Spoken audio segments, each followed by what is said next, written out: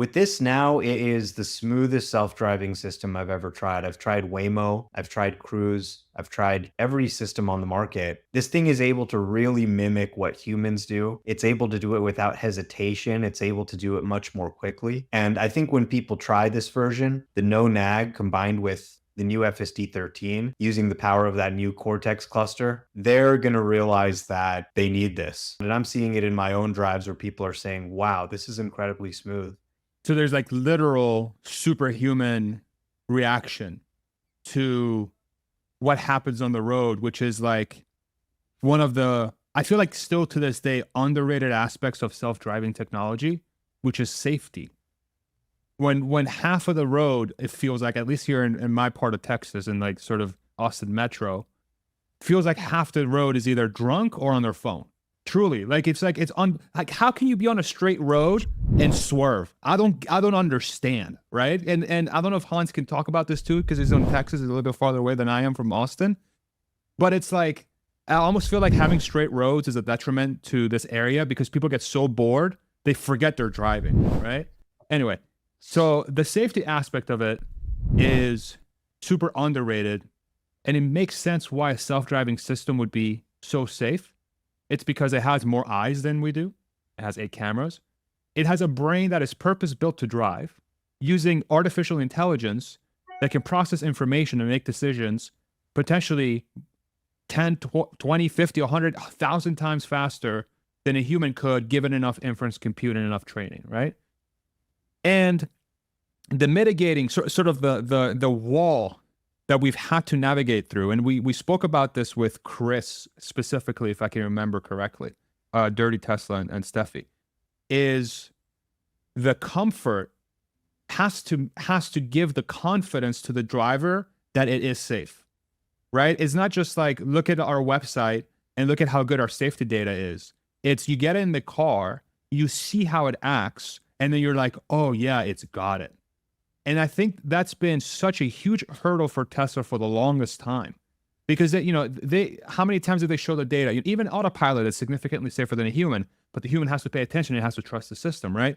But now I feel like we're at the point where the system is just so good. It's just so good at driving like a human would. It drives like the top 1% or better human all the time, from both a safety perspective, but also from a comfort perspective, right? And that's the hurdle that I feel like you can only pass if you use artificial intelligence. I don't think you can pass that with heuristics plus LiDAR, radar, HD maps.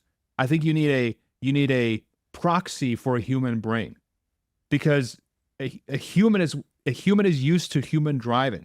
A human is not going to trust robotic driving, because robotic driving, by robotic, when I say just using heuristics, human code, for those that are not familiar what heuristics means, you're not going to do that, right? So I don't know. Well, and the other comment that you made, Omar, about the reaction time, I think that the comfort is one half of giving you the confidence, but then those reaction times too, like, oh, it actually saw that safety thing coming before I did and started preparing before I needed to. So like that is like, there's two different things that you need for that confidence, and it's the comfort and it's the reaction time. And the fact that they delivered both the incredible comfort and the reaction times in this one update is like mind blowing. Yeah, absolutely. I think that's really what's surprising. They've shipped an update that has a very low level of interventions, yet it's also quick. A lot of times if you're late somewhere, you got to turn FSD off and drive yourself because you're like, look, I don't have time to waste with this, which just makes it a much less useful product.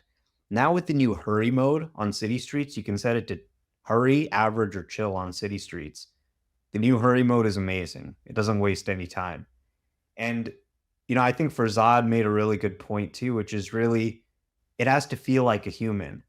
And that's the comment my passengers have been making. They've been saying, you know what?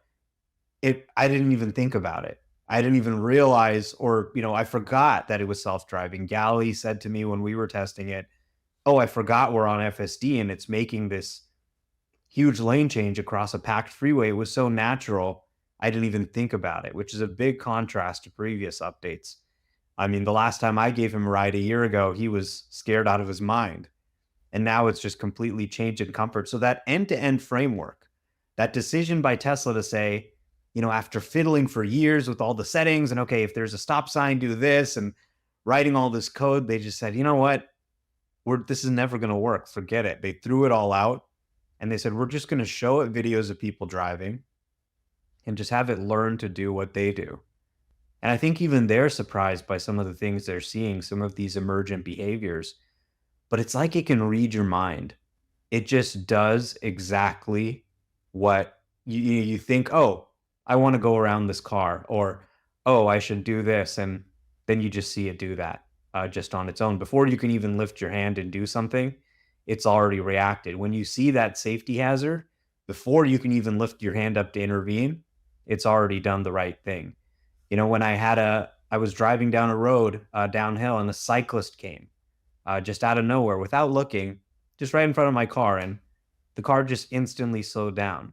And not only did it slow down, but it slowed down very smoothly. There was no harshness to it. It was just completely smooth and completely safe. There was another incident where, there was a UPS truck and it was trying to pull around the UPS truck. And there was a Waymo vehicle coming and it saw the Waymo vehicle in the gap between the parked car and the UPS truck. It remembered that Waymo vehicle was coming, waited for it to pass, and then gently peeked around. There were instances where someone just jumped out from a row of parked cars to get, to open their car door. And just before I could even process what happened, it had reacted. So that twice as they said they improved by 2x the performance on photon to control latency. So that really means from the light going into the camera to the car acting on what it sees, they've cut that time in half. And you can really see that across the update. As you're describing that, like what goes through my mind is how many people are going to download V13 for the first time and experience self-driving for the first time in their car, and they're going to have a car that can just read their mind, quote unquote. But in reality, what they're doing, what the car's doing, is that it's executing on human behavior faster than the human. That's all it's doing, right? But it's going to feel superhuman and like it's reading your mind because it's just better at driving than you are. It's faster at driving, or faster relative to making an input versus you seeing something, your brain being like, do this, and then your legs and your arms do the thing that you're supposed to be doing, right? That is so incredibly exciting. I'm curious to get your thoughts around how do you think this is going to impact adoption? Because one of the things with the previous versions that, one of the things that I struggle with is that because I'm so in the weeds with the story, sometimes as hard as I try, it's hard for me to put myself in the shoes of the normal person, not a psycho like myself, right? Just a normal person and how they're going to view the story and how they're going to view the technology.